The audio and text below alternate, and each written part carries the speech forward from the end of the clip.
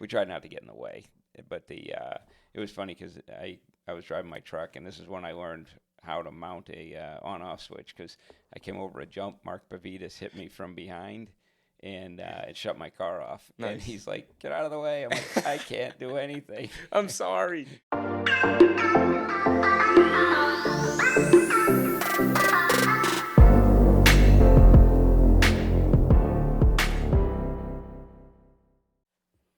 All right, you ready? Sure. Let's do it, buddy. What's up, guys? Todd and Toddie here from RCExcitement. Today is episode 2 of the WhyRC podcast. Today we're going to have a little bit different approach. We're going to be talking about the art of driving and sponsorships of what my dad and I have gone through, how it's affected us mentally, how it's affected us on the track, and what we've been able to do with it. Well, the whole YRC part is part of the journey along the way. It's changed. We've done things one way in the past, and it's changed over time. Well, if it's changed over time, what did it mean before to be a sponsored driver? Because to me, what did it mean to me, or what did it mean to you in the aspect, like the Matt Francis days? Driver. Okay, well, like the Matt Francis days and the other days of where it was genuinely like high-end representative of the company. Yeah, I mean, Matt Francis, I couldn't say enough about him in the sense that I was at the 03 Nationals. Now I'm dating myself. 20 years ago, Yep. We were at Homer's house in Virginia. And I have to say, I find it so funny that the Nationals was at Homer's house, just some random guy's house. But it's such a badass track. Yep. I mean, it was literally like you walk past his house, the tech inspection was in his carport. But we were camping in his front yard, and but the track that was amazing. Yeah, Absolutely, it had the most giant elevations I'd seen to that point. But Matt Francis, all the pros were there. It was Kenwald and Drake and Francis, and Cavalieri was like a kid. Tebow was a kid. Yep. For anybody that doesn't understand who these guys are, it's professional RC racers that my dad and I grew up with knowing, and my dad ended up having it where along the way of his RC driving experience, he learned the pros, and you always saw them in the magazines, so they became this like figure. They had an image, and it wasn't necessarily them trying to promote an image. It was just the magazines wanted to have them in the spotlight. A lot of this stuff happened before the internet too. So, you're reading the magazines, you're waiting for that to show up, and then you see these people in person, and it was cool. It's funny how some people see the pros and they freeze up. But then, like you and I, as time has gone on, we've understood the fact that they're just people as well. It's just like anything else. Yeah. Anybody else, you take, CEO of a company and you give him an RC car, and he's just an RC car guy. Yeah, they can be a big fish in the small pond in that aspect, where RC is only this big, but they can be one of the top-end professionals. So it was funny because that was the first Nationals I went to. Yeah. And my buddy Danny and I, we signed up for the modified. We're going to run modified truck with all the big guys. Yep. And we did it so many years in a row, and I think a lot of the time I was he going to beat me for, or was I going to end up dead last? Yep. So we were always you were racing for last? second to last. Yeah, oh, no. We didn't care. We were having a great time. Yep. We tried not to get in the way. But it was funny because I was driving my truck, and this is when I learned how to mount a on-off switch, because I came over a jump. Mark Pavitas hit me from behind, and it shut my car off. Nice. And he's like, "Get out of the way!" I'm like, "I can't do anything." I'm sorry. So I felt bad. But that was when the pros, Matt Francis was an exception. Mm-hmm. He actually sat down and he showed me how to rebuild my shocks. He was in the middle of getting ready for all these classes he's in. This is a national, races, the titles on the line, all those things. Yet I asked him, how do I do this? Because we were having trouble with shocks and stuff. He's like, you know what? And he takes my shocks. He shows me how to do it, and, goes through the whole process and then does it for me. Mm-hmm. And I think I had a diff issue at the time, too. It was a XX4 or XXX4 or something like that from Losi. And he took all the time to make sure I was good. Make sure the people that were at the race driving the same vehicle, not only were they team drivers, like you weren't a team driver at that instance, but he was seeing someone in need of help that he could do something to make their lives or at least their day better.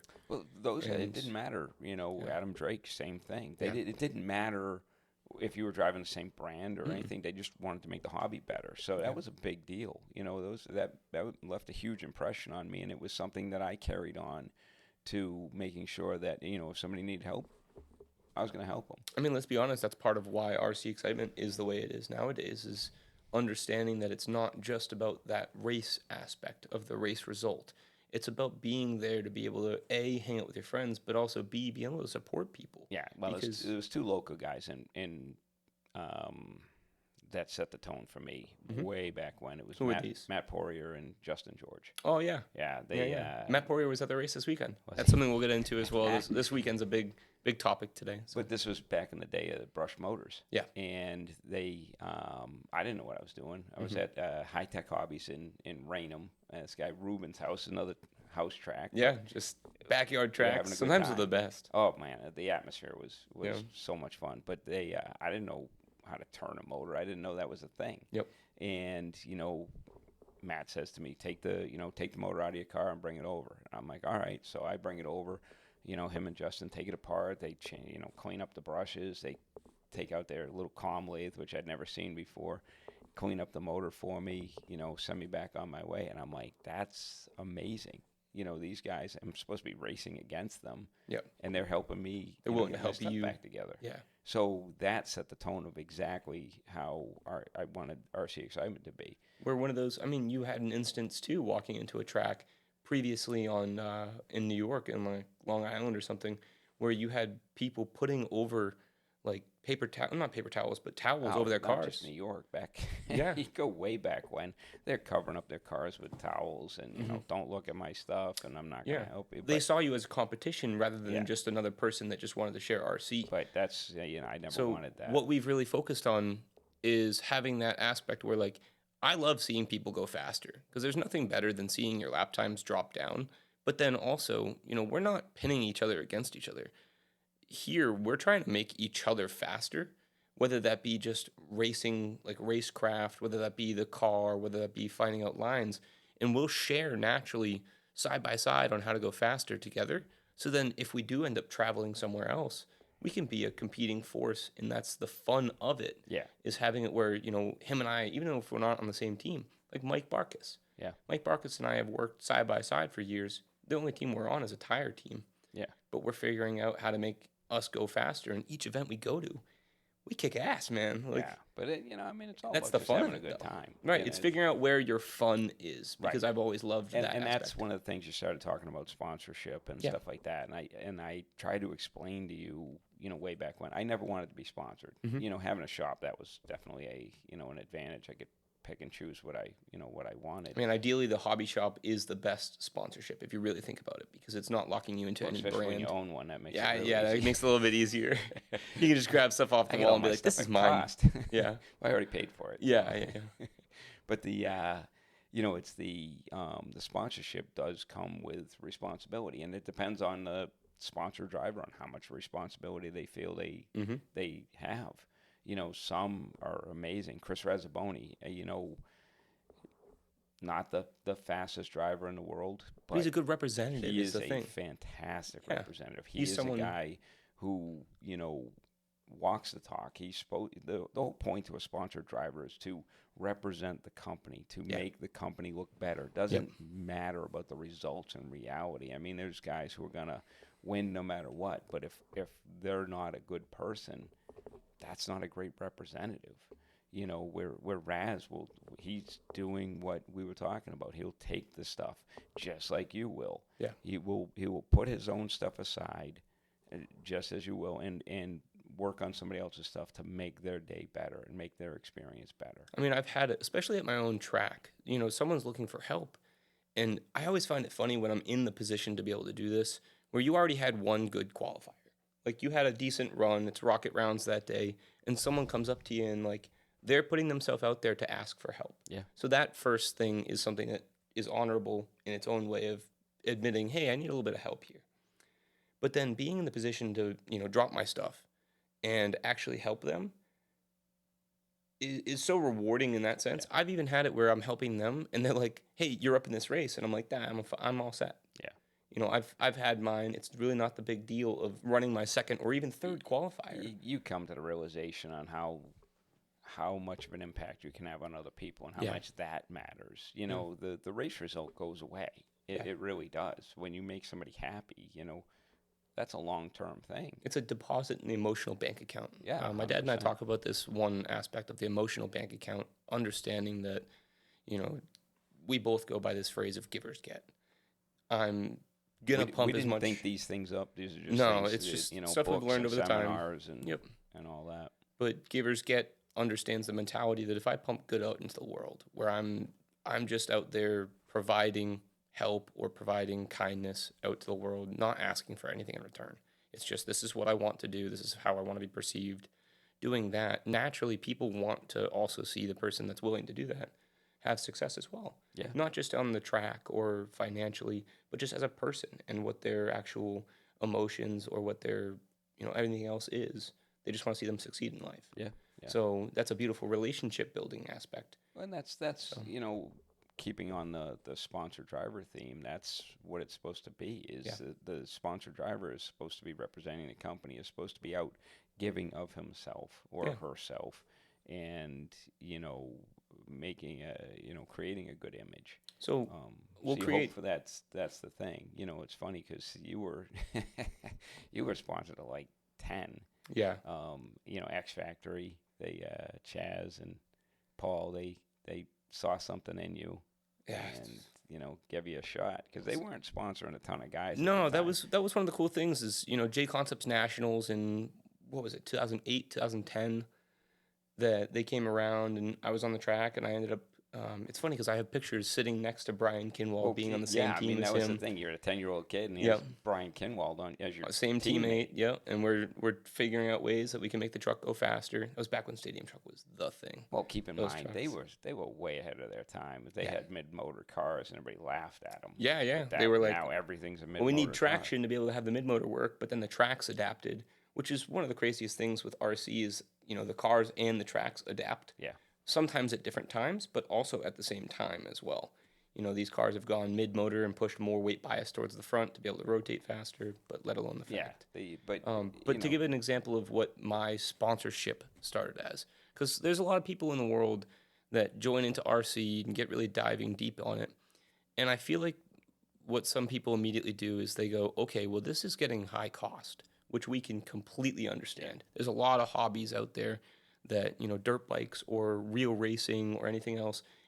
Anytime you're racing, the natural competitiveness comes out in us where we're not wanting to not have the stuff to go the fastest that day. Yeah. Well, the fortunate thing in this hobby is it doesn't matter. The pros aren't driving anything different than Nope. anybody We're all else. buying product that's available to anybody in the market. It's not like everything's a prototype. Yeah. And it's cool to see that. But then to be transparent, what a lot of the time happens is you'll get your first sponsorship. And it's so rewarding at first that you understand, like, I got it. It's an accomplishment. It really is. Well, it's a boost to the ego. Of course. It's something that But you hope I that got sponsorship noticed. came because you earned Earned it. Rather than just putting in a resume, Well, there's been times over where certain companies hand out discounts. what they were doing is they were just 20% locking in- off. They were just locking in customers. We and call them that's- jokingly contracted customers, where it becomes a aspect of, you know, now that company gives them a 20% discount and they have to buy the product. They're not really choosing to. It's this is what they are supposed to run, so they get this amount off. And what that really does is it creates this weird sense of pressure like Dad was talking about previously, where now you have this discount, but now naturally you go, okay, well now it's 20%. What do I have to do to get to the next level? Well, you're also thinking now I have to perform, Right, As but- opposed but to just going and having. You a good have it time. where you understand that you want to perform in order to get the next level. It's really what it comes down to. Because you understand if you want to get higher discount or even free items, you have to perform. But then it becomes this weird pressure where it became a change between it was your hobby and you loved to do it and you chose to show up and you chose to have that camaraderie with your people. Now it became, okay, well, if I want to get to the next sponsorship level, then my mentality has to change a little bit, where I now have to start winning. There's a big difference in life between want to and have to. Yeah. And as soon as you go to that sponsorship, now you feel like you have to. Yeah. So you don't get your choices. I can just run whatever. Yep. You know, you get a situation where, you know, well, I got to go to the track and I got to do well and all that stuff. My ADHD brain hates the word have to. I'll be honest. Exactly. But My brain hates the I have to do this, because naturally my body just wants to like repent against that and be like, I don't have to do anything. Well, the same thing happened with COVID. Yeah. I've always been like a germaphobe that wanted, you know, Yeah. always washing my hands. Now And you then they have to tell wash your hands. You have to wash your hands. No, I I'm don't. like, hell no. Yeah, yeah. I'm like, wait a minute. Why am I doing this? Yeah, I just naturally want to rebel against the have to. But it makes it so that you feel like you have to. You don't have to. No one. Well, I mean, You say should. that. You should according to what you want to do, but then you kind of No, lose. if that company said you're a sponsored driver, you are a 2 race weekends a month. Right. They want race reports. They want, and that's right. It's in your contract too. You're contracted. Whole point of sponsoring you as a driver, but it does shift from being a hobby to a job, not a well-compensating job. I mean, you might be just looking at a discount or whatever, and going to big races while they're fun and you're having a great time. Like, I was never a sponsored driver, so I never had to worry about it. We had a good time. Car wasn't working great. I'm still going to go see what's in the local area. You know, I'm not going to sit in the room and work on the cars for hours. The last time we talked about Goshen, we talked about the fact that you could just go do other stuff, but there's some people that would bury their head into the car and be like, well, I got to make the car faster. See what 5-legged goat. Yeah. Go see other stuff and experience life instead of just experience how fast can I make the car. But that's doesn't really matter. Is it took a long time, you know, of me trying to express that to you, that being a sponsored driver is a responsibility. Take that responsibility seriously, but still go and have a good time. I know this weekend you went racing at Madness. Yeah, so I went racing at RC Madness this weekend. I love the fact that they have a nice A-scale track. Justin Allen does an amazing job on building these tracks. It's a very... Chris Marcy's put together. Chris Marcy is, he's a business owner. He makes everything run. Yeah. Justin is the one that builds the tracks, and it's a very thankless job of track building normally.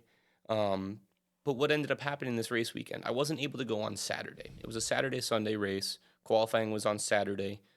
Saturday, it turned out that it was a really hot day. What that ends up doing is baking the track and making it super hard and abrasive to where the lap times are a bit faster. And then I ended up showing up after work. I ended up going for your surprise birthday party. That was pretty cool, too. We surprised my dad for his birthday, so happy birthday, buddy. And apparently I don't pick up on things very well because... No, we hit it really well, let's be honest. Yeah, but I even drove all the way in the driveway, seeing all the cars, and went, hey, the wife's having people over. Yeah, but getting back to the weekend part of it, I showed up on Sunday, and on Sunday, the track, it had rained all night. So the track needed sawdust, it needed, water blown off the surface, and with that, the track got slower. And naturally, I only have one qualifier that day. So I'm able to put it out and see how fast I can go, but naturally the track's slower. And the old mentality would be I have to win. But what I've been able to do over the last probably 3 years is really take a step back from what is my real role.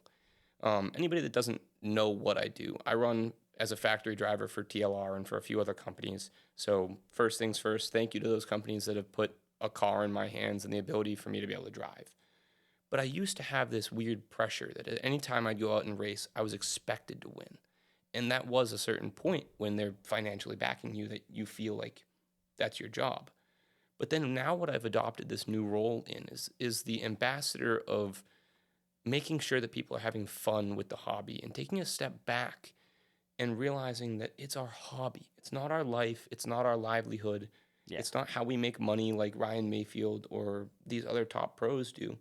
This is a hobby. And, I ended up in the B main, and I had an amazing battle with this kid, Matt Souza, and great kid. And I seen the picture. He ended up, he wheeled it, man. He was great this weekend. He was also happy. He was so happy. And it's so funny because I've never really understood until a couple years ago that, I previously raced as a RC professional, which is so weird to say because it's such a small pond kind of thing. Yeah, it's a goofy thing. But then, talking to these people, they talk to you in a different way where they're a little nervous to talk to you because they've seen you online or they've seen you on something else. And I just, just like everybody else, I'm just a normal guy too. Yeah, I'm pretty abnormal. So are you, Mr. Clean. Yeah. But then we had a great race, and I ended up congratulating him to where he was super, super happy. And I found more wholesome feeling wise in having this like amped up aspect of really making sure that this kid knew he did a great job and congratulating him in the proper way instead of being upset that I didn't make the main. You know, it's in a B main qualifier. They still let you into the A. Yeah, I just had to announce it. You just happened to be behind the microphone. Yeah, I wasn't in the race, so I decided, you know, if I'm going to be here at all, I might as well make this interesting for the A main round, and they let me announce it, and it was a ton of fun. So, but I've taken that step back from understanding that I'm not just a pro driver anymore. I'm there to help make the atmosphere for everybody better if I can.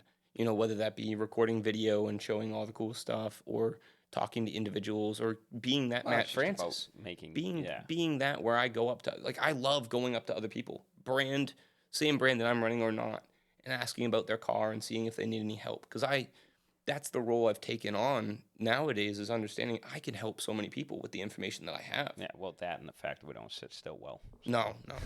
You're always chatting with somebody. Yeah. Wes knows that too. My buddy Wes Knapp understands that a lot of the time he'll see me go to wrench on the car, and then I kind of just ignore it, and I go, I'm just going to wander around and talk to people. I probably should be working on the car if I wanted to be top pace, but you take that step back. You understand it's just a hobby. We're here for fun. The car is good enough. I go up on the driver's stand. I go, well, it is what it is, and I'm going to wheel it. I'm going to wheel the hell out of this car and drive it as fast as I can. Yeah. So nothing else that can do worked that out for you. Yeah, this weekend it worked okay. It worked really well.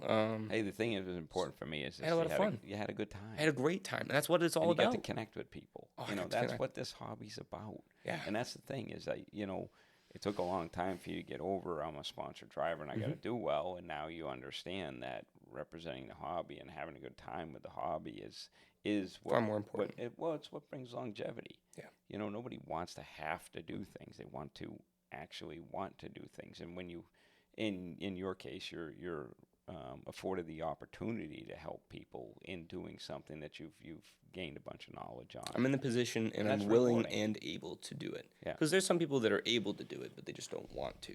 Which is always missed. But my knowledge base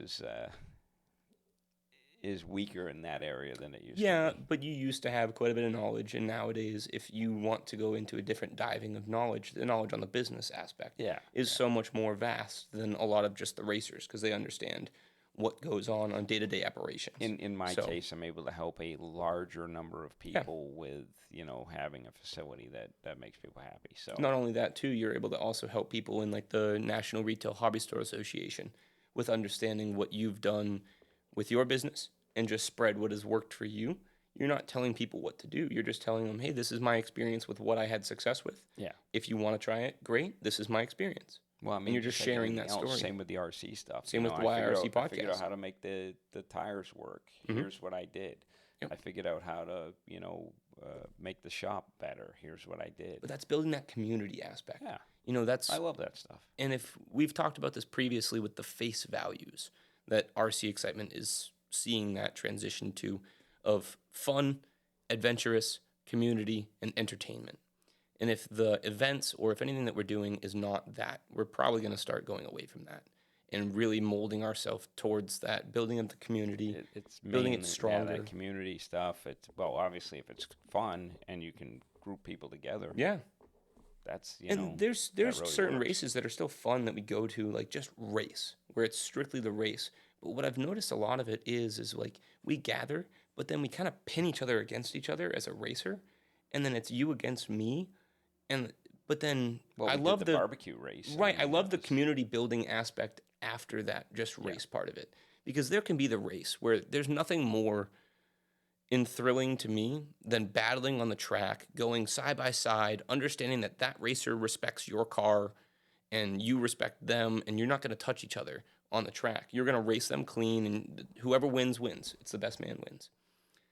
But having that be the fun part of it, or like with the TLR Champs, what we do is we give seminars to teach people, and it's that community building aspect where it's not just race.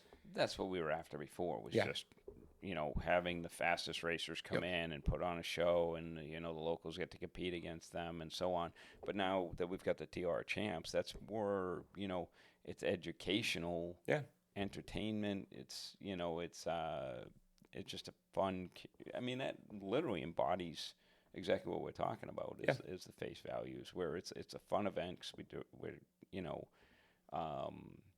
just having a good time with it. We've got extra races, a dash for cash and things like that, or buddy races where you're driving, one person steers, one person gives throttle, and the best man wins. Those things, best pair wins. Then we've even got educational aspects of it with different seminars, diff building seminars, radio setting seminars. It's understanding that the people that have been in the hobby for so long have this vast information source, and it's all well and good to help one or two people at a time.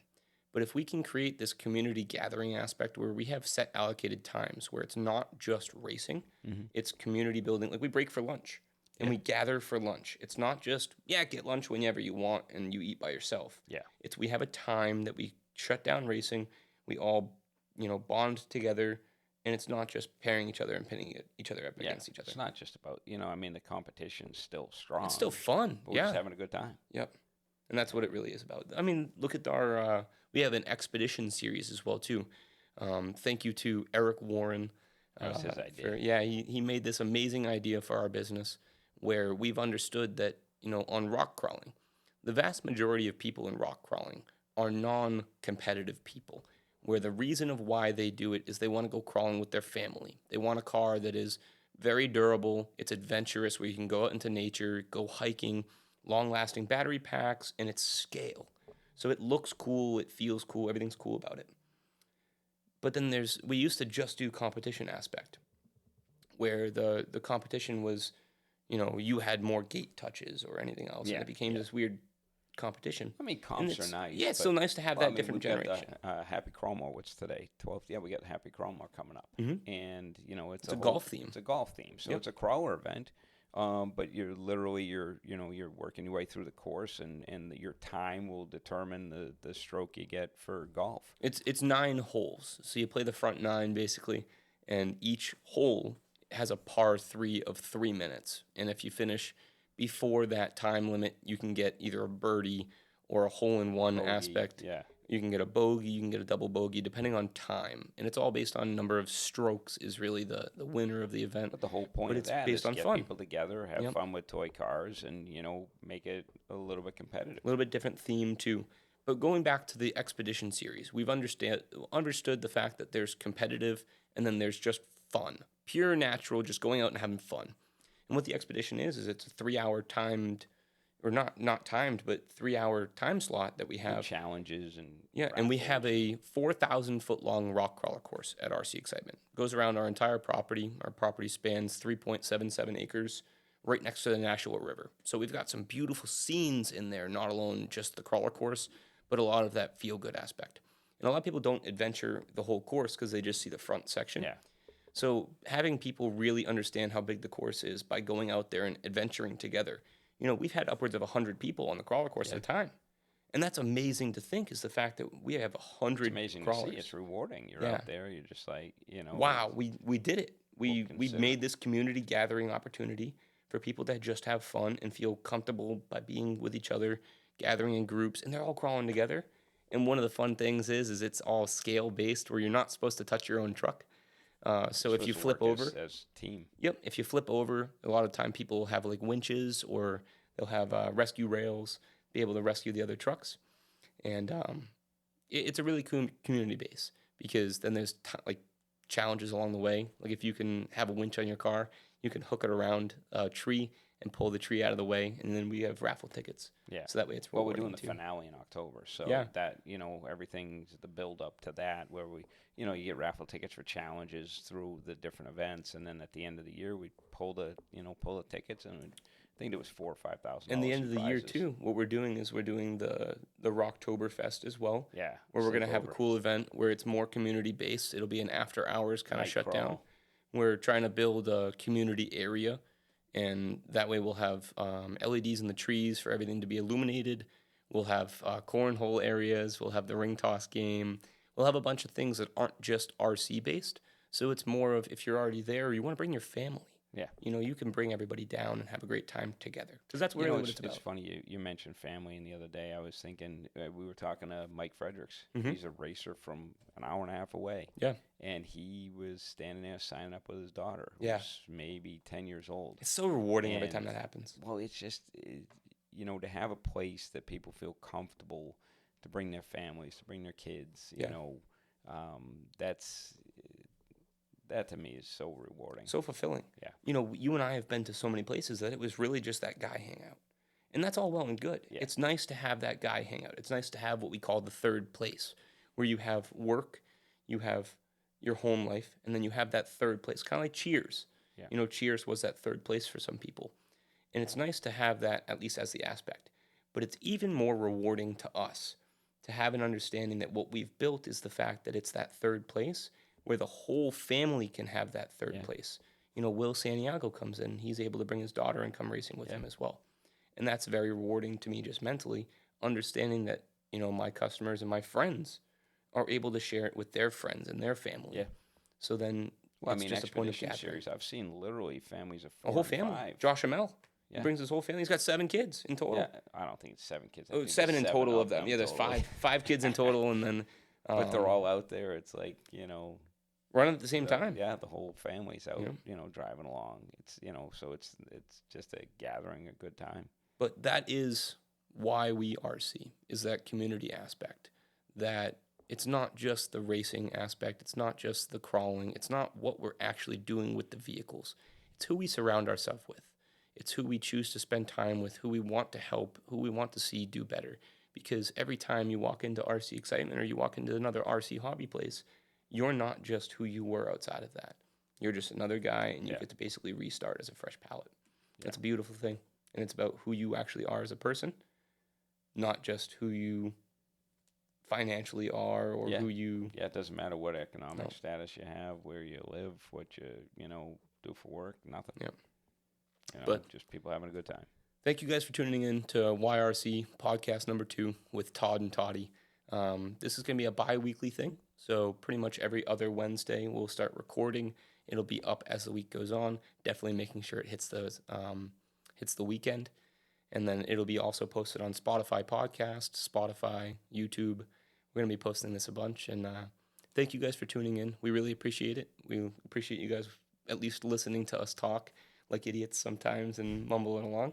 I think this is a great opportunity of people, if they're on their way to the track or if they're on their way to any RC place and they just want to feel, some sort of fun and don't want to just listen to music on the way in, have a great opportunity to do so. Just listen to us chatter on. Yeah, I guess so. But thank you guys for tuning in. This is WhyRC podcast number 2 with Todd and Toddie. Thank you guys so much for watching. Have a great day now. Thanks, guys.